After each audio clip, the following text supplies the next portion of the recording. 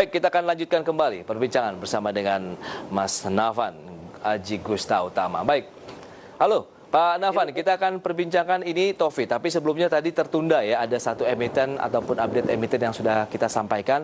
Tadi sudah kita bahas PSAB dengan rekomendasi maintain buy dengan peluang-peluang sampai dengan 410. Nah, selanjutnya tadi ada Bank BRI juga terkait dengan penempatan dana untuk restrukturisasi baik dari UMKM maupun usaha lainnya. Bagaimana ini peluang untuk Bank BRI di sepanjang perdagangan hari ini?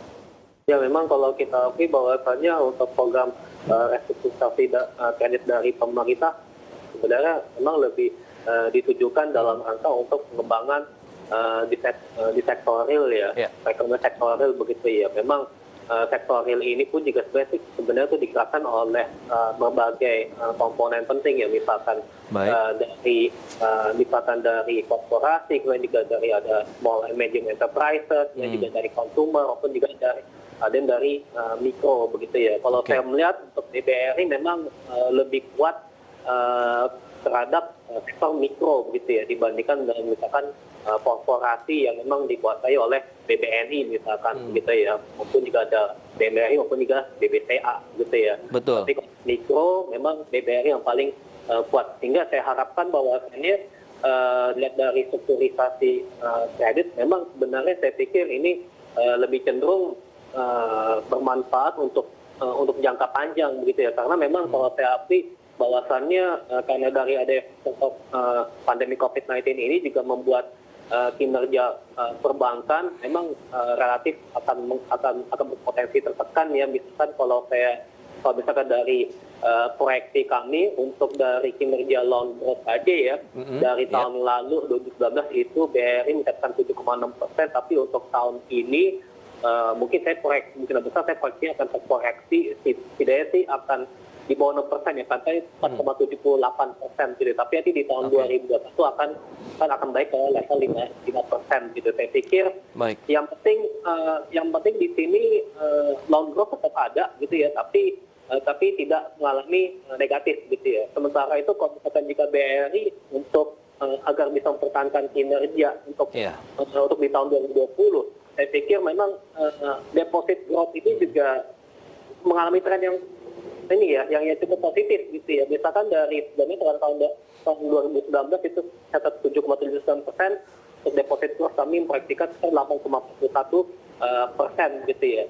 Sehingga dengan demikian maka dari itu untuk catatan kinerja net income growth, saya pikir masih tetap positif gitu ya untuk kinerja dari BBRI. Karena untuk take profit-nya kami proyeksikan dari 34 triliun pada tahun lalu menjadi 35,7 triliun pada akhir tahun 2020. Baik Pak Nafan, berarti secara fundamental sebenarnya tidak ada masalah dengan Bank BRI, masih menunjukkan kinerja yang positif, apalagi tadi ada penempatan dana yang sudah disalurkan oleh pemerintah untuk penyaluran kreditnya untuk sektor UMKM.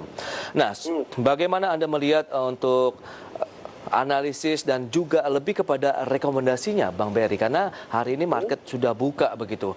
Bagaimana Anda melihat Bank BRI? BBRI sebenarnya kalau lihat dari analisis teknikal, saya masih merekomendasikan buy begitu ya. Karena BBRI akan berpotensi dan paling menuju ke level resistance kalau dalam jangka panjang sekitar minimal di level 3.500 terlebih dahulu ya, 3.500 terlebih dahulu, yakni pasti di angka 3.520. Kalau misalkan 3.520 sudah tercapai, maka untuk target yang paling optimistis ya, mudah-mudahan kalau saya tahun depan saya berharap bisa ke level 4.320 BBRI. Jadi saya pikir bisa akumulasi beli di BBRI. Akumulasi beli.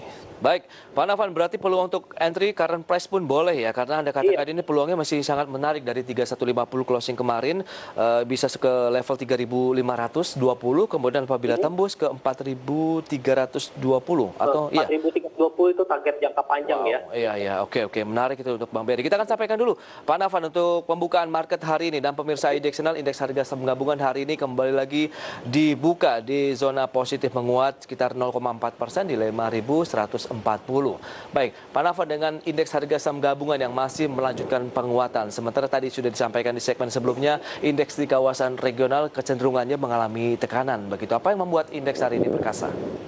Oke, di sini kalau saya cermati untuk pergerakan indeks secara regional, Ya. kalau saya lihat justru sebaliknya ini mengalami ini berada di zona positif gitu ya. Mungkin kalau kemarin saya pikir mix ya gitu ya. Oke. Untuk hari ini saya pikir memang karena pelaku pasar lebih cenderung optimistis bahwasannya dari perkembangan vaksin COVID-19 juga semakin positif, kemudian juga berkaitan dengan program stimulus dari bank sentral maupun juga pemerintah itu juga masih positif gitu diterima pelaku pasar. Sementara kalau dari domestik, kemudian juga di sisi lain juga harga komoditas dunia pun juga masih terapresiasi dan cukup baik, sehingga saya pikir ini bisa membuat market juga masih melanjutkan optimisme ya dengan melakukan aksi akumulasi beli maupun juga maintain buy seperti itu, Mas. Oke, saham-saham sudah kita bahas tadi, Anda rekomendasikan ya, ada PSAB, kemudian Bank BRI. Nah, sekarang bagaimana dengan saham-saham yang Anda rekomendasikan ini, Mas Nafan? Apa saja? Oke, di sini banyak sekali ya dari analis teknikal saya. Wow. Ada BBCA, Oh, ya. BBCA.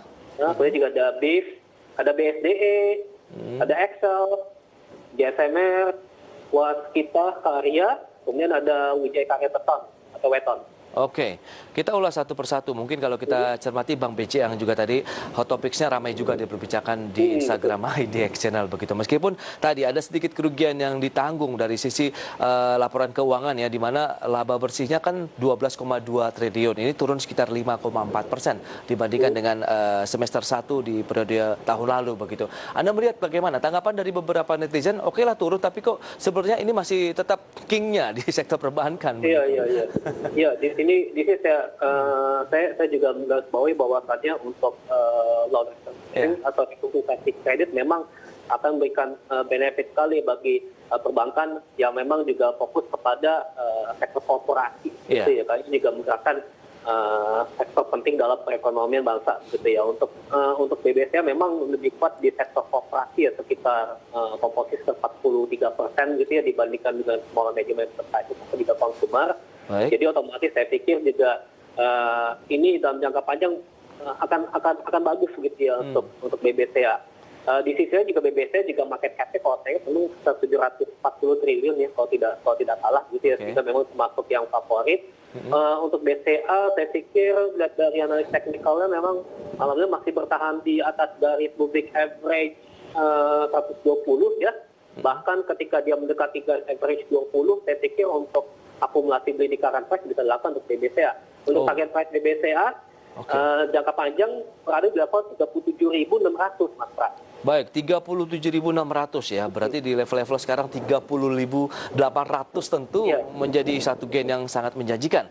Baik, berarti current price pun boleh kita hajar kanan ya masuk di BBCA pagi hari ini. Ya, kalau menurut saya bisa. Oke, itu dia. Tapi secara bertahap saja atau bagaimana menyikapi dengan fluktuasi dari pergerakan IHSG-nya sendiri? Iya, menurut saya secara bertahap bisa gitu ya. Kalau bagi investor yang berorientasi pada jangka panjang, saya pikir untuk akumulasi beli di current price bisa dilakukan. Tapi kalau misalnya jika untuk trading ya, mungkin mereka lebih cenderung mencermati level support terdekat gitu ya untuk melakukan trading buy. Kemudian efek profit di misalkan di harga resistance terdekat gitu ya. Tapi yang penting selama misalkan kinerja fundamental dari BBCA untuk secara jangka panjang itu positif seperti tahun 2021 ya. Baik. Itu saya pikir tidak akan kaget lah ketika nanti 37.000 tercapai. Luar biasa ya kalau kita lihat performa dari level-level saat ini untuk pergerakan dari Bank BCA. Itu dia untuk Bank BCA. Berikutnya ada BIF, kalau tidak salah Anda sebutkan tadi. Apa yang membuat Anda rekomendasikan BIF ya? Ini Estika Tata Tiara ya? Iya, Estika Tata Tiara ya atau BIF memang saya lihat dari pola candle yang terbentuk pada hari kemarin yang lalu ya, membentuk pola bullish bottom hammer candle. Baik kalau secara teoritis ini bisa ada potensi stimulus beli pada pergerakan harga saham tersebut gitu ya. Jadi untuk BIF saya pikir juga akumulasi beli juga bisa dilakukan. Memang pergerakan harga saham ini termasuk yang defensif gitu ya. Support level 192. Resistensi tertinggi ya untuk jangka menengah hingga jangka panjang saya tetapkan di level 326 untuk BIF begitu Mas. Baik, tapi untuk kalau kita cermati ya beberapa rekomendasi saham yang Anda berikan Bank BCA tadi kan untuk jangka panjang. Kalau BIF apakah juga kita long term investment Pak Nafan atau bagaimana? Iya, paling 320 bisa tercapai. Kalau target harga jangka pendek paling resistensi 216 itu paling dekat banget ya, berarti bisa tercapai tepatnya. Kalau berikutnya tidak tercapai, maka paling bisa ke level 224 hingga 246 gitu. Baik, itu dia level-level untuk jangka pendeknya 246, kemudian level jangka panjang 326. Berarti level-level cicil beli bisa menunggu di support di 192 ataupun current price boleh masuk di BIF gitu ya. Bisa. Baik.